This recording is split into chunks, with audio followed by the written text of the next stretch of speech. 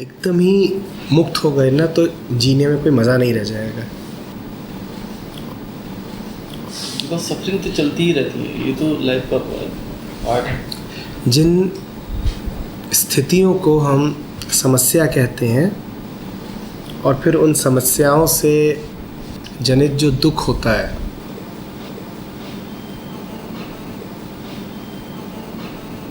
वो सब कुछ अगर पूरी तरह से विलुप्ति हो गया तो जीवन भी खत्म हो जाएगा। स्थितियाँ, समस्याएं, दुख, उन्हीं स्थितियों को अगर उचित उत्तर दिया जाए तो वही जीने का मज़ा कहलाता है। उसी को फिर जीवन मुक्ति कहते हैं।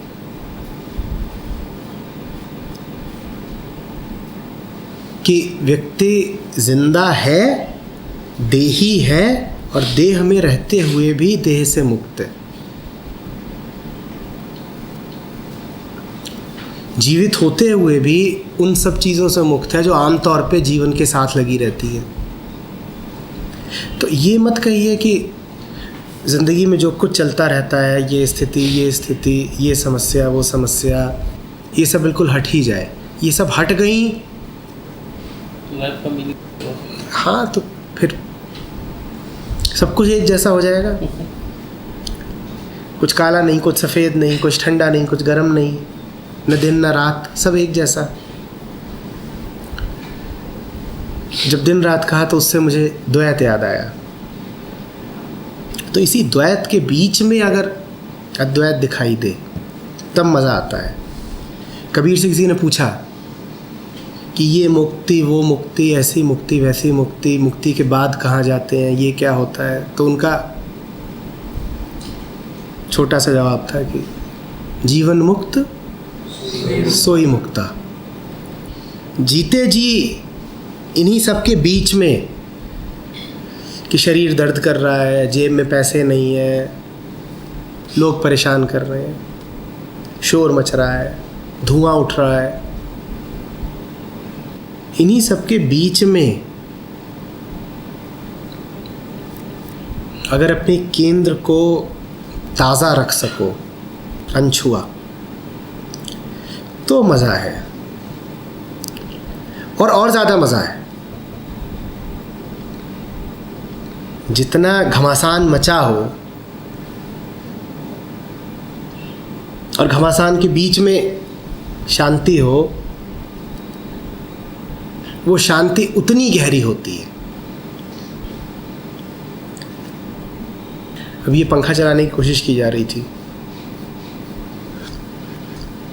ये जो पंखे की धुरी है, एक्सिस,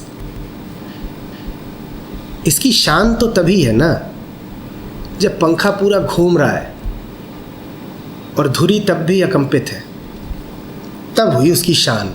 बादशाह की तरह बीच में बैठी हुई है, बाकी सब चारों ओर घूमे जा रहा है, वो बीच में बैठी हुई है। अब पंखा ही बंद कर दिया तो मुर्दा है। कौन सा सुंदर लग रहा है कि 6 पंखे हैं, सब बंद पड़े हैं, प्राणहीन, हाँ? और क्यों बंद पड़े हैं? कि चला दिए तो कहीं गिरी ना जाए। हाँ, क्योंकि केंद्र पर भरोसा नहीं है ना, धुरी पर भरोसा नहीं है।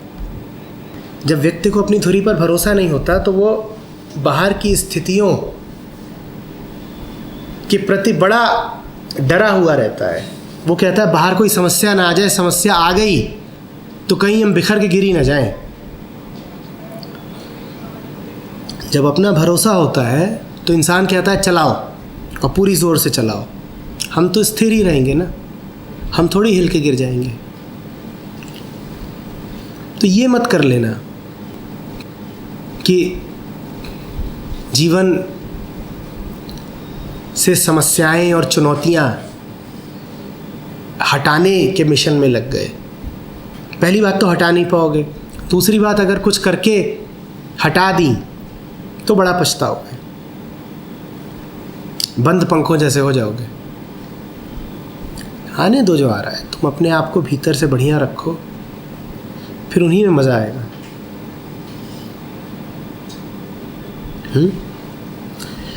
भीतर से बढ़िया रहने का तरीका क्या है? ये इतनी बढ़िया लाइब्रेरी है, यहाँ और बैठा करो। ये इतनी किताबें हैं, इन्हें और पढ़ा करो। इन किताबों को पढ़ने से जो होगा सो होगा, पर एक बहुत बड़ा लाभ ये होगा कि जब इन किताबों को पढ़ रहे होगे तब वो सब नहीं कर रहे होगे जो अन्यथा करते रहते हो। अब बाहर इधर उधर घूम रहे हो, समय खराब कर रहे हो, दूषित प्रभावों में आ रहे हो, उससे कहीं अच्छा नहीं है क्या कि यहाँ बैठ करके एक उपनिषद पढ़ रहे हो। उपनिषद से सीधे सीधे जो मिलेगा वो तो मिलेगा ही, पर ये भी तो देखो कि उपनिषद के कारण तुम्हें क्या नहीं मिला, क्या मिलने से तुम्हारी रक्षा हो गई। ना होता उपनिषद तो उससे तुम्हारी रक्षा कौन करता?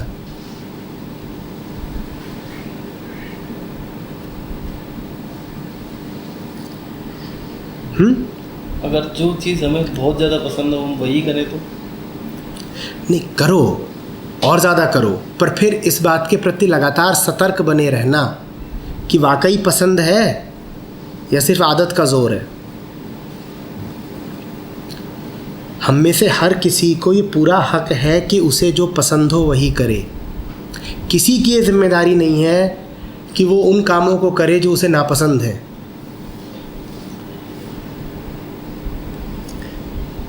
अपने पसंदीदा लोगों के साथ रहना, अपना पसंदीदा खाना खाना, अपनी पसंदीदा जगह पर जाना, अपना पसंदीदा साहित्य पढ़ना, अपने पसंदीदा कपड़े पहनना,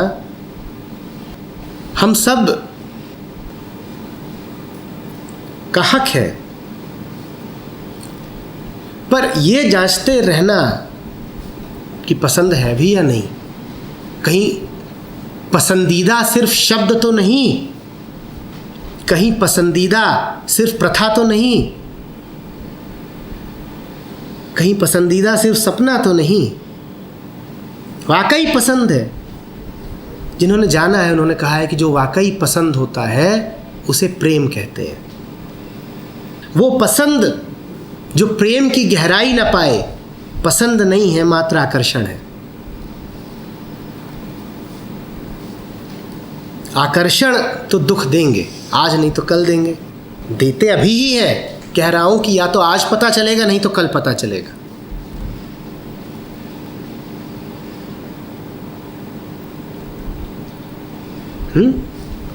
आप बेशक अपनी पसंद के पीछे जाए, पर सतर्क रहें कि पसंद माने क्या।